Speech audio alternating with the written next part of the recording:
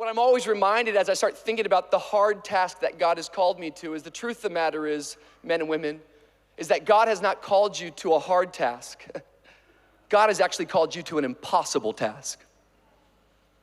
If I can get something into your heart today, it's this, is that God hasn't called you just to do hard stuff. God's called you to do impossible stuff. And the only way that you will get there is by obeying him every step of the way.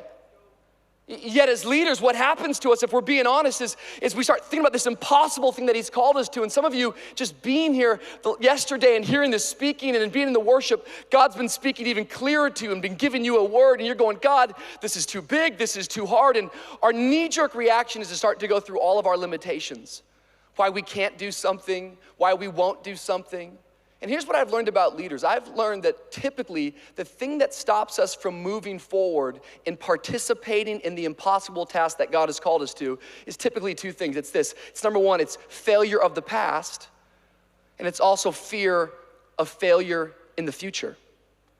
I don't know what it is, but we as leaders, we just automatically go back to our past failure, and if we somehow get past that, then all of a sudden we move right onto our future failure. Stuff that hasn't even happened yet, we assume that's what's gonna happen to us.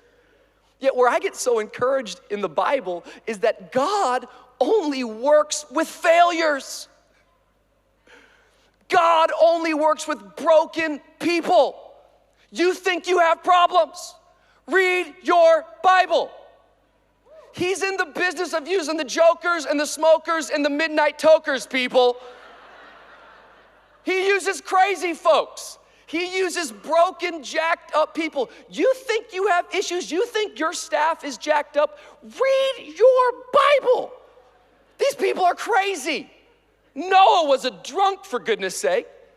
Abraham was way too old to be used by God. Definitely too old to be having kids. That's not just crazy, it's kind of nasty, let's be honest. Grandma? No. Isaac was a daydreamer. Jacob was a liar. Joseph was abused. Gideon was afraid. Moses had a stuttering problem. Samson had long hair, and he was a womanizer. Rahab was a prostitute. David was a murderer, and he had an affair. Jeremiah was way too young to be used by God. Elijah was suicidal. Isaiah, this guy preached naked. Can you imagine that the next session? Andy Stanley's coming very soon here, folks. Jonah ran from God. Naomi was a widow. Job went bankrupt. John the Baptist ate bugs. Peter denied Christ. The disciples, they fell asleep while praying. Don't act like you've never done that before. Martha worried about everything. The Samaritan woman was divorced more than once. Zacchaeus was too small. Paul was too religious. Timothy had an ulcer. And Lazarus, folks, Lazarus was dead. I'm telling you, we serve a God who can use dead people if he wants to. Certainly he can use you wherever you find yourself at today. Come on, if you believe it, someone gave God a shout of praise.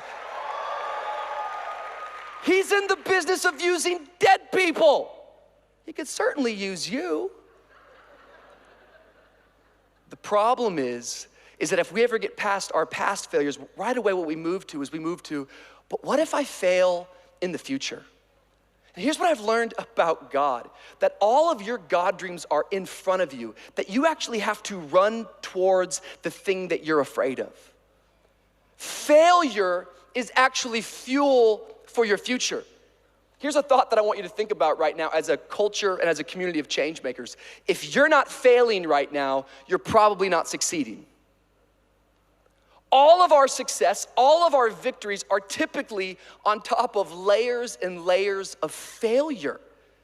But so many of us, we hold back and we refrain from moving forward because we just might fail. But God has called you to run towards it. I love this story here in Matthew 10. Jesus has gathered his disciples and he's equipping his disciples. It's kind of like Catalyst Conference. He's brought them all together. He's gathered them. He's teaching to them. He's equipping them. And now he's sending them out. In just a few hours, this conference is going to be over and you got to go back and actually start to create change. And this is what Jesus says. Jesus says, hey fellas, I want you to understand something. When you go into a city and people do not receive the word, I want you to shake the dust off your feet and move forward.